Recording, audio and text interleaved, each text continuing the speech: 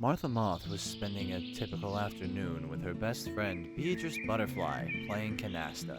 More tea, dear? Offered Beatrice. Yes, please. Replied Martha as she finished dealing the cards. The two sat in silence, sorting their hands, listening to the sweet sounds of a songbird just outside the window of Beatrice's home high in the treetop. Suddenly, the sound was abruptly interrupted by... Oh, exclaimed Martha. it's that strange old frog again. Beatrice leaned over to her window and looked down at the path next to her tree. There below walked along the frog, leaning on a crooked cane. Well, he is an odd one indeed, Stated Beatrice. As she returned to their game, Martha laid down 3 cards for the first score. That was fast. Exclaimed Beatrice. The dear old friends sat in silence as the minutes whiled away, sipping tea and continuing to play their game. Beatrice laid down 7 cards and jubilantly called, Canasta! Martha smiled, but at the same time sighed. Beatrice, you know how I love our afternoons together. Do you ever get bored and wish we tried something new? Oh, heavens not, Martha. These afternoons are my favorite. Yes, Returned Martha. but we never have any adventures. Wouldn't it be nice to venture out and explore?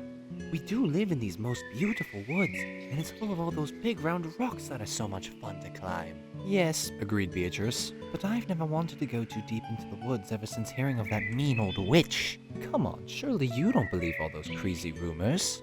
Beatrice reflected.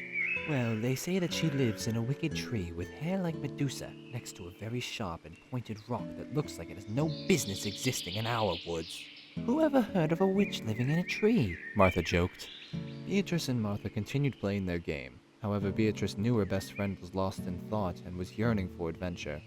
At that, Beatrice laid down cards, stood up, and declared, Let's go for a walk. Martha clapped her hands together and jumped up from her chair. They both donned their shawls and headed out the door, fluttering down to the ground. They traveled along happily together down the path, over the beautiful round rocks and past the old trees. Before long, they approached the crooked old tree that lay across the path and fluttered over it. Beatrice stopped, looked back at their neighborhood in the woods, and then at Martha. This is the first time I've been past the crooked tree in ages, she told Martha. It's been a while for me too, Replied Martha. She reached out for Beatrice's hand and held it tight. Let's go exploring, old friend. Beatrice let out a long, slow breath, built up her nerve, held Martha's hand right back, stating, Let's. The two turned and bravely made their way down the path, disappearing out of sight.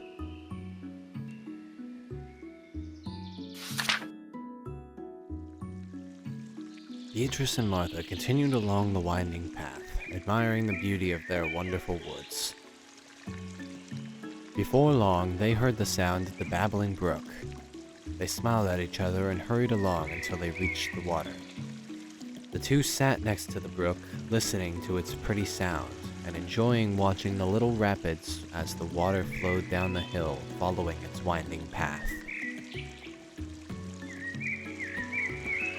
After a minute, they looked at each other, held hands again, and fluttered over the brook.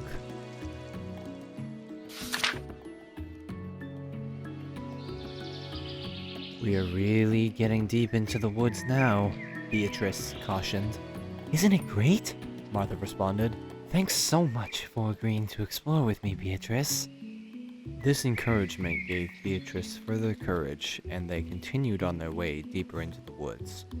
The path meandered through the many stone walls and past the big round rocks. They traveled through the forest valley and up the other side of the hill. After traveling a good distance, they approached a fork in the path.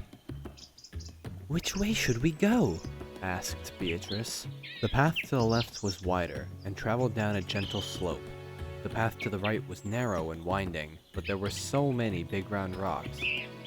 They laughed at each other and exclaimed in unison, Big round rocks. Off they went, following the path and admiring all the rocks as they appeared to be larger and larger in size.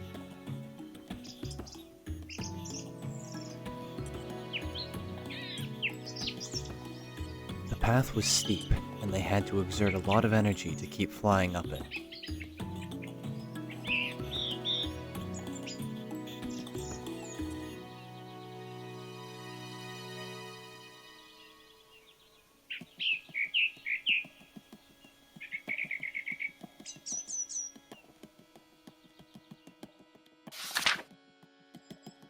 Soon, Beatrice and Martha stopped in their tracks, holding hands as they marveled what they thought was the biggest, roundest, most rock and rolly boulder they had ever seen.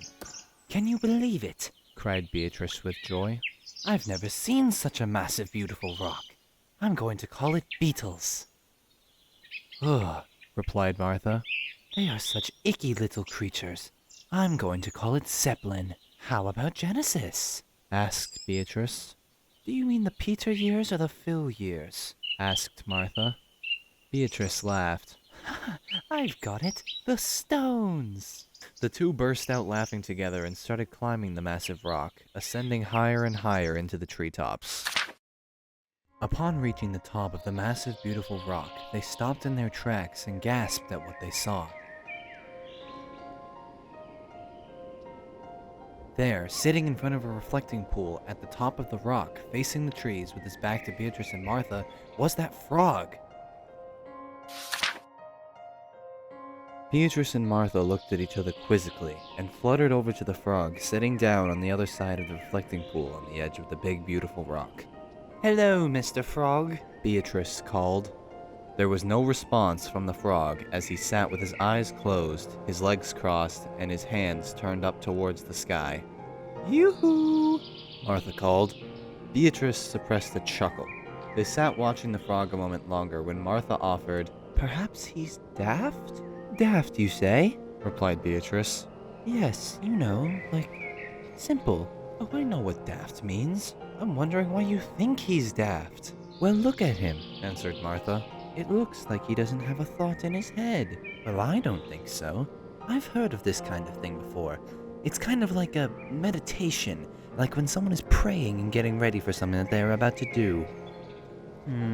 Thought Martha. To me, it just looks like he's plumb logo crazy. At this, the frog cocked his left eyebrow, forming a big arch while keeping his eyes closed. Beatrice and Martha gasped and scurried off down the other side of the big, beautiful rock from which they came. They were so startled that they flew and fluttered until they were entirely out of breath.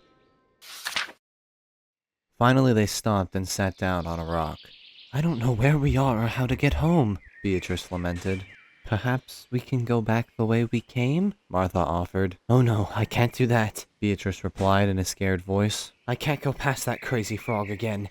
Martha agreed, and the two continued down this new path very slowly, looking around for trouble around every bend.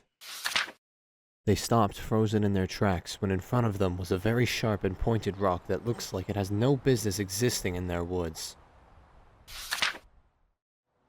Beatrice and Martha were frozen in fear when they saw the very sharp and pointed rock that looked like it has no business existing in their woods. They slowly turned their heads, and there across the path was a tree with hair like Medusa. Suddenly, a bright red beam like a laser shot from the tree, catching Beatrice and Martha in the ray. They were immediately transported through the laser, miniaturizing them and into the tree. Beatrice and Martha found themselves in a cage, hanging from the ceiling and facing a wall. Where are we? Stammered Martha. You're in my lair. A scratchy old voice responded from behind them. They spun around and gasped at what they saw. The witch! They both screamed out. Beatrice and Martha hugged each other, shivering in fear. The witch was stirring a huge cauldron that was hung over her fireplace across the room from the cage. There was a nice fire burning in the fireplace, keeping the contents of the cauldron bubbling away. Just off to the side of the fireplace was a kitchen table and only one chair stationed. A big old book was open on the table, and the witch was reading through it, studying a certain page. Just what are you going to do with us? Pleaded Beatrice. Why, I'm going to eat you, of course, replied the witch. But why do you want to eat us? Cried Martha. The witch sighed. So many questions. She rolled her finger down the page, stopping at one point. There! She called triumphantly. My recipe calls for belly of butterfly and membrane of moth. But we're too small for you to have a real meal, pleaded Martha. You two tiny little things are not the main course, the witch responded. I'm going to catch me that deer that keeps eluding me. Every time I see him and I point my wand at him to catch him in my laser beam and pull him in, he seems to just disappear. But I'll get him. Oh, yes, I will get him. Then you can let us go? Begged Beatrice. Heavens, no. said the witch. You two simple-minded creatures are simply seasoning for my broth. The witch was almost salivating thinking of her venison stew. I'll get that, dear, the witch mumbled to herself. Beatrice and Martha sat tight, hugging each other and crying softly. Oh, this is the end, Martha. Sobbed Beatrice. I'm afraid so, responded Martha. And I'm so sorry that I asked you to explore the forest with me. You even warned me about this mean old witch. Martha looked down from the cage, and just underneath them, leaning against the wall next to the cage, was the wand the witch had just mentioned. She stretched her hand out through the bars of the cage and tried to reach it, but it was just too far. Beatrice, whispered Martha. You have longer arms than me. See if you can reach it. Beatrice stretched her arm as far as she could, but the wand remained just out of reach. They sat back down on the floor of the cage, hugging and quietly sobbing. Suddenly, a bright blue laser beam shone right into the witch's lair, and that old frog appeared in the center of the room with his crooked cane. The frog pointed the crooked cane at the witch, releasing another bright blue beam, which pushed the witch hard up against the wall. The witch desperately looked around the room for her wand so she could fight back. The frog opened the cage and urged Beatrice and Martha. Hang on to me very tight. We haven't much time. Beatrice and Martha wrapped their arms around the frog's neck. The frog turned his head, stating, Hang on, let's go. Pointing his crooked cane, another bright blue beam shot out, and the three were immediately transported through the beam and outside of the tree, landing right next to the pointed rock that looks like it has no business existing in their woods. With amazing speed, the frog hurried off down the path with the two old friends clinging to him. Inside the lair, the witch lunged over to her wand with amazing speed. She pointed the wand and was immediately transported through a bright red beam, landing on the path next to the pointed rock that looks like it has no business existing in their woods. She looked to her right and saw nothing. Then she quickly looked to her left, only to see the frog far down the path with the two simple-minded creatures hanging onto him and disappearing around a turn in the path. The witch was furious as she waved her wand in the air, calling after them, I'll get you, you simple-minded vermin, and next time I won't be alone. Beatrice and Martha were in awe at how fast the old frog was able to move. Fortunately, they were both really good at hanging onto things and were able to stick to any surface, even a slippery old frog. At last, the frog slowed down, and the two friends recognized the crooked old tree that is so close to where they live. We're home! They cried out jubilantly. The frog came to a stop, and Beatrice and Martha fluttered off of him. Oh, thank you, Mr. Frog, exclaimed Martha. Please come up to my house for some tea and scones, implored Beatrice. There is nothing that I would like better, replied the frog. But first, there is something that I must do. Please, go on, and I will join you shortly. Beatrice and Martha fluttered up to Beatrice's home. Once inside, Beatrice exclaimed, What a nice frog indeed. It's amazing how fast he is. Yes, replied Martha. And amazing that we've never really met him before. Beatrice heated up her oven and began preparing the scones while Martha prepared to brew a nice, fresh pot of tea. Martha looked out the window down into the woods where she saw the frog sitting down next to the crooked old tree. Oddly enough, he looked just the same as he did when Beatrice and Martha came across him at the top of that big round boulder. Once again, the frog appeared to be deep in thought, but this time Martha didn't dare to make any jokes about him. After a minute, the frog stood and held out his crooked old cane. Pointing the cane right beside the crooked old tree, a new bright blue beam shot from the tip. The frog slowly turned, allowing the bright blue beam to pass all throughout the woods.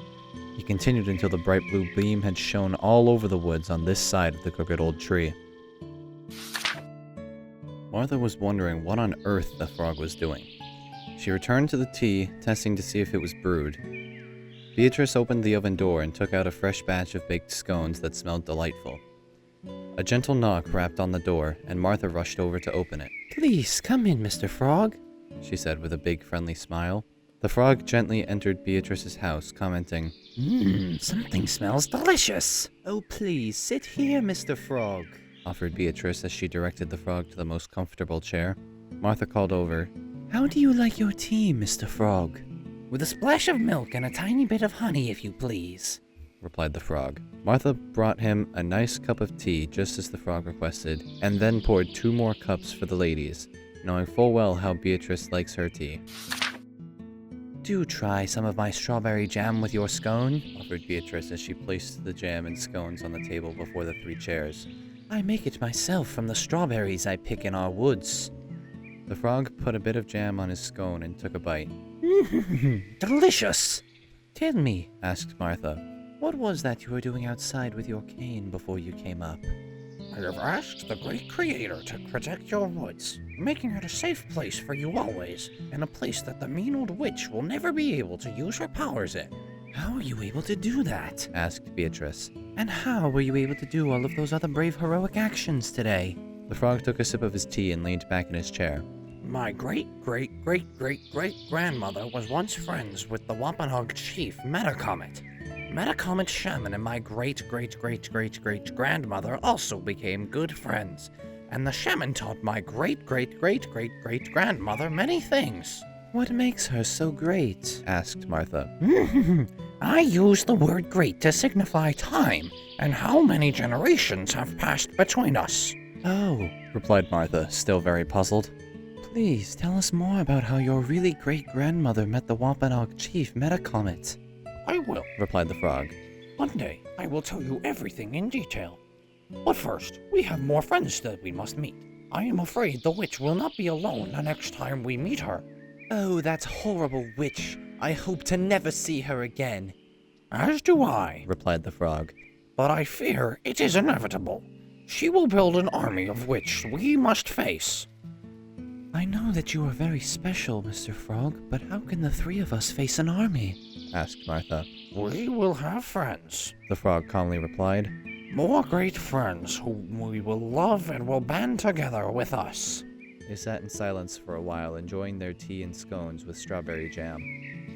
Beatrice looked up at the frog with great admiration, stating, Mr. Frog, thank you ever so much for everything you have done for us today. The frog ever so humbly placed his hand over his heart, bowed his head, and said in the kindest tone, It was entirely my pleasure. And please, call me Freddie.